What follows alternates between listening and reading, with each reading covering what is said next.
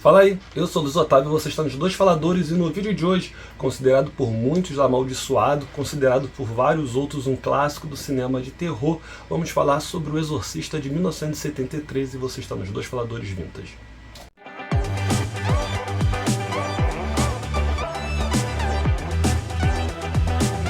Se você é novo aqui no canal, seja bem-vindo, não deixe de se inscrever e clicar no sininho para receber as notificações, que toda semana sai pelo menos um vídeo novo aqui no canal sobre alguma produção da cultura pop mais nova, mais antiga, ou até mesmo sobre algum assunto sobre sociedade de um modo geral. Procura a gente em todas as redes sociais com Dois Faladores e também lá no Faixa Pop com a coluna Fala Aí.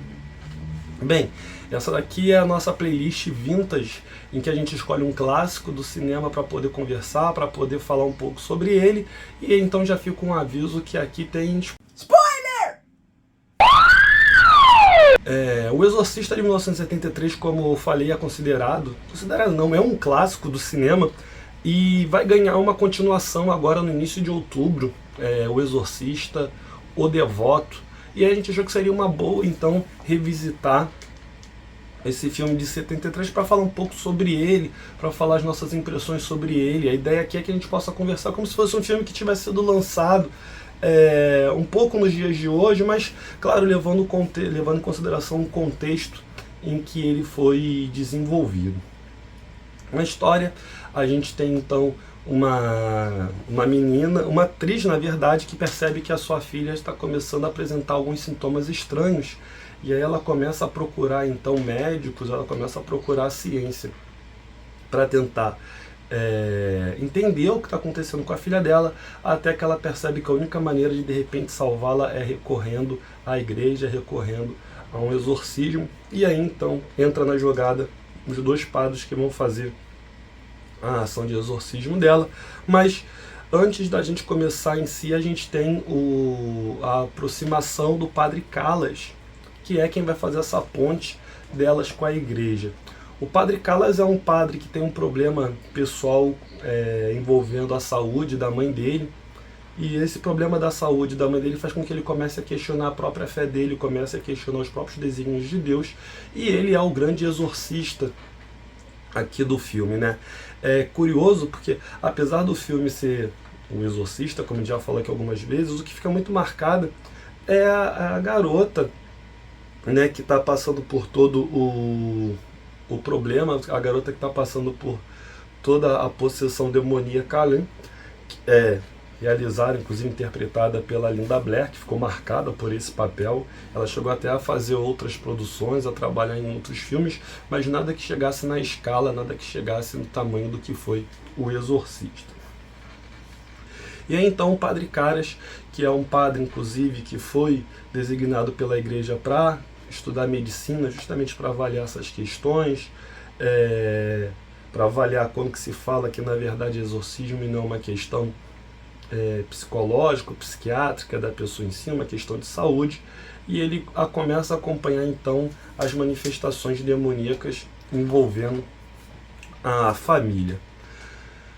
O filme é curioso porque eu fui assistir o filme já adulto, tá? Eu não assisti ele quando criança, e talvez até por isso ele seja um filme que eu gosto, mas não seja um filme que me causou tanto desconforto quanto causa na maioria das pessoas. E aí eu não tô querendo botar banca aqui de machinho, ou de bravinho, ou super corajoso, porque eu já comentei aqui, por exemplo, tem filmes como Convenção das Bruxas, quando eu era criança, eu não conseguia ver e me causava desconforto até alguns anos atrás, só de lembrar do filme. Gremlins é um filme que me causa desconforto, mas curiosamente O Exorcista é um filme que eu consigo assistir de boa, o que não quer dizer que não seja um filme que eu não consiga perceber os momentos de tensão, os momentos de terror, e eu acho inclusive que um filme para os dias de hoje, em que se defende muito um terror, o que alguns chamam de pós-terror, o que eu particularmente não concordo, eu acho que é querer dar nome para algo que já existe, é tentar modernizar algo que já existe, na verdade, por não querer reconhecer os méritos do passado, então precisa se dar o nome. Mas essa busca do cinema de alguns anos pelo terror psicológico, pelo terror de clima, pelo terror de ambientação, O Exorcista, se fosse lançado hoje, seria um filme muito muito procurado, seria um filme muito falado, seria um filme que faria muito sucesso, justamente por causa do clima que ele cria. E aí quando a gente fala do clima aqui, ele é diferente de alguns filmes que criam um clima, mas que a gente não vê as coisas. Por exemplo, o Não Não Olhe é um filme que vai criar o clima, mas você não vê a sanguinolência, exceto na cena da chuva de sangue, né? Mas se você pega A Bruxa, por exemplo, O Exorcista é um filme que vai criar um clima, igual A Bruxa cria, mas O Exorcista é um filme que vai mostrar mais do que A Bruxa mostra. Né? A gente está falando aqui de um filme de clima, um filme até de um terror psicológico, mas O Exorcista não fica alheio ao gore.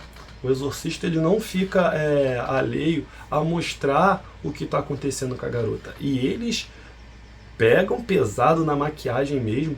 Existe lá várias fotos na internet falando sobre as maquiagens que eram necessárias fazer para que a Linda Blair conseguisse ficar cada vez mais possuída, cada vez mais machucada pelo processo como um todo.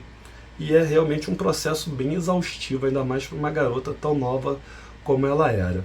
Falando em garota tão nova como ela era, o filme não deixa de ser polêmico devido a algumas cenas em que nós temos em que ela literalmente está enfiando um crucifixo na genitália, a ponto de se machucar, a ponto de sangrar, e quando a mãe chega para tentar ajudar a garota, ela pega a cara da mãe e esfrega lá mesmo.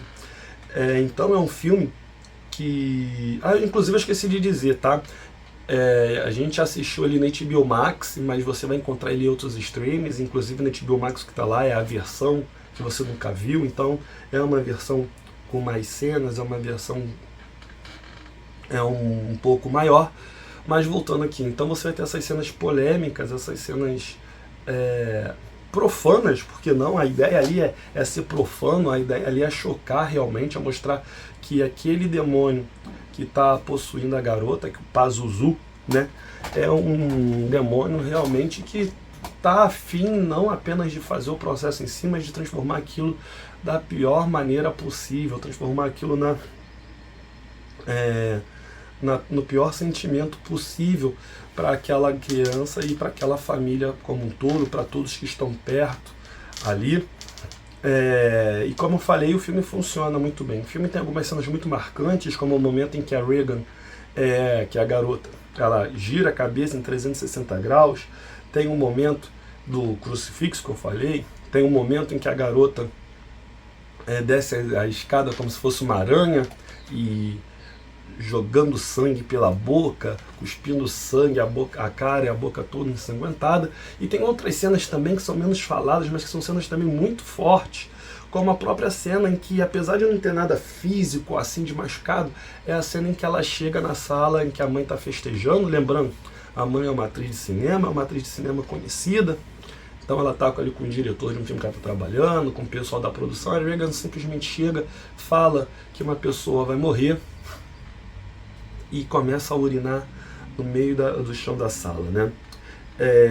Agora, outras cenas clássicas, como a própria cena do vômito, né? Aquela sopa de ervilha que ela fica jogando, inclusive, como tinha coisa para cuspir para vomitar, quer dizer, dentro da barriga da Regan, né? Claro que aqui a gente está falando já da manifestação do demônio que está tomando conta dela em si, mas algo que eu comentei no início, que o exorcista é o Padre Caras, ele vai ser acompanhado pelo outro padre, um padre mais experiente. E aí, aqui vem a minha primeira crítica ao filme em si, me incomoda um pouco o início do filme. Eles querem tentar demonstrar ali uma ligação com as escavações, com as menções, as figuras antigas, com o demônio que vai possuir a Regan, e até fazer a ligação com esse padre mais experiente que estava nas escavações e vai ajudar. Mas eu acho que demora, assim, acho que podia ser mais rápido aquele processo, acho que não precisava ter tanta coisa. Não sei se é porque a versão que eu vi já foi essa versão mais estendida, a versão que foi para o cinema já foi mais enxuto, mas ali eu acho que eles davam um tempinho que não precisava ser tão grande quanto foi. Vai servir depois para para ligações com continuações que vão ser lançadas, mas enfim. Você segue então com... E antes de eu falar do processo de exorcismo em si, a gente comentou que você tem os processos ali de passagem do processo de possessão, e uma coisa que é bem interessante no filme, que não fica mal feita, que você consegue entender, é que ao mesmo tempo que, de um lado, eu acabei de dizer que aquele início para mim é meio arrastado, o processo de possessão ele não é arrastado. Então, você começa a perceber que a Regan está começando a apresentar alguns comportamentos estranhos, de repente ela começa a aparecer já uns traços de quem está sofrendo algum tipo de transformação, e aí quando o padre cara chega, ela já está totalmente destruída, já está com sonda, já está toda babada. Então acho que o filme é muito bom em dar esse ritmo. É a direção do William Friedkin, espero estar falando certo o sobrenome dele, mas eu acho que ele foi muito feliz no momento de conduzir esse processo de possessão em si. Tem uma questão aqui que a gente fala sobre o filme, que o padre ele já tem problema no coração, gente. Aí tu coloca um padre cardíaco para fazer um exorcismo, e aí a gente já entra aqui em mais detalhes. O padre morre no meio do exorcismo por causa do coração. Fica ali uma brecha para você entender, não uma brecha, mas fica até ali uma ideia mesmo de entender que de alguma maneira tudo que aconteceu ali e a influência do demônio acabou causando o último baque no coração dele, ele não aguentou. Inclusive a cara do demônio rindo quando percebe que o padre morreu é uma das piores caras que ele faz no filme todo, tá?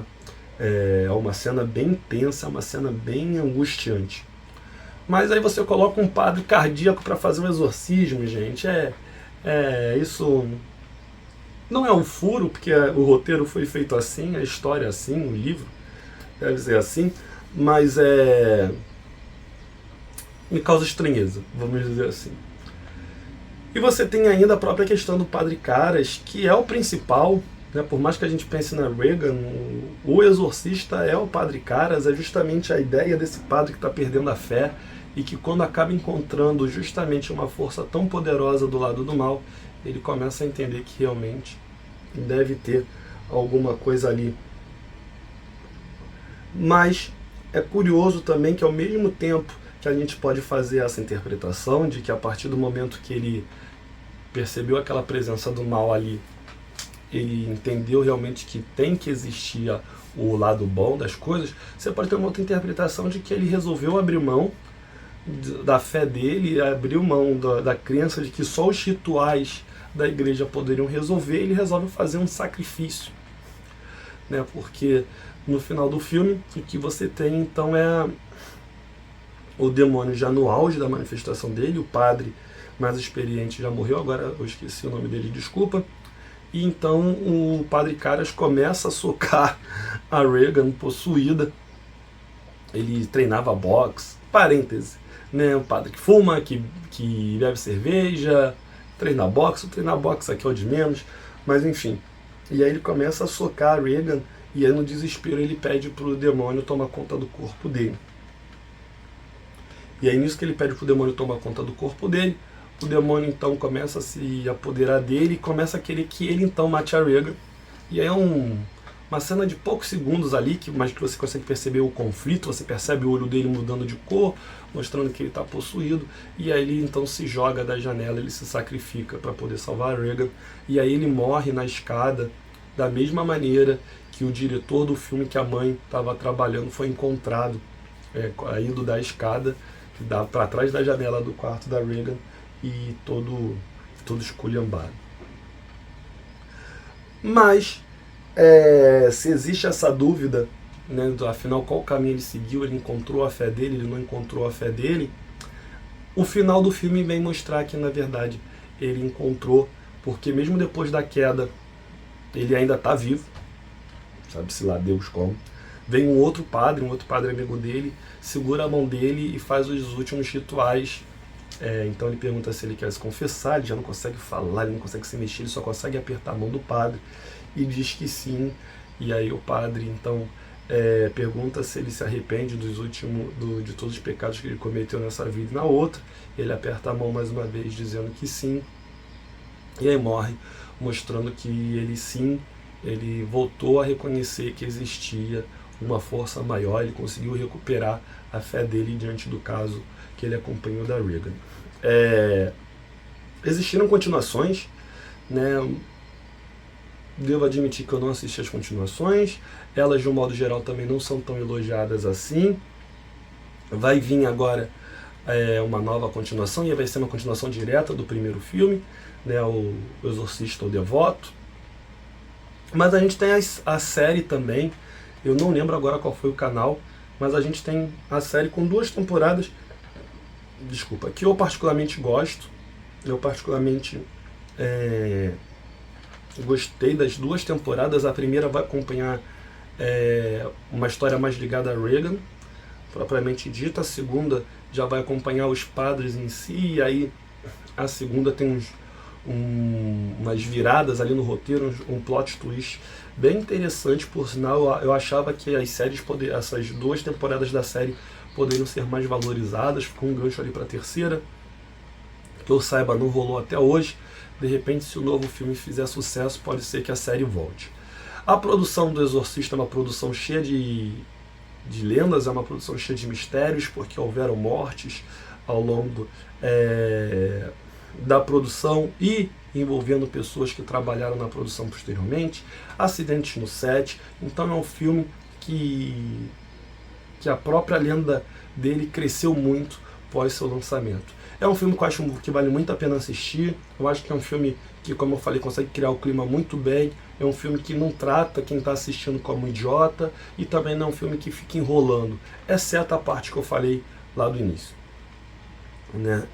Então, como eu também já defendi aqui, eu acho que ele funcionaria muito bem se fosse lançado nos dias de hoje, e inclusive hoje a gente já tinha umas tecnologias que permitiria que alguns efeitos, algumas cenas fossem até melhor executadas. Não que elas não sejam bem executadas, mas a tecnologia hoje permitiria outras coisas.